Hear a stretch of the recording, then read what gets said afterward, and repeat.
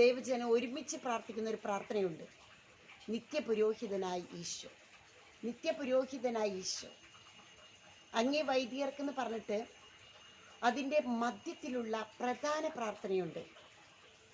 അവിടത്തോടു കൂടെ ആയിരിക്കുവാനും വചനം പ്രഘോഷിക്കുവാനും ഞങ്ങളെ ശക്തിപ്പെടുത്തണം. അവിടത്തോടു കൂടെ ആയിരിക്കുക, വചനം പ്രഘോഷിക്കുക.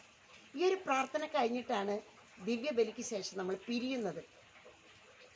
എത്ര പേർ, എത്ര കോൺഗ്രിഗേഷൻസ്, എത്ര വൈദിക മന്ദിരങ്ങളിൽ ഇത് പ്രാവർത്തികമാക്കുന്നുണ്ട് എന്നുള്ളതാണ് ഈ കാലഘട്ടത്തിലെ സിസ്റ്ററിൻ്റെ ഒരു ചോദ്യം. ഇതിനെ നമ്മുടെ മനസാക്ഷിയോട് തന്നെ നമുക്ക് ചോദിക്കാം, ആത്മപരിശോധന ചെയ്യാം, പുതിയ തീരുമാനങ്ങൾ എടുക്കാം, ഇതിനു വേണ്ടി ആത്മാർത്ഥമായിട്ട് പരിശ്രമിക്കാം. കാരണം ACC വരെ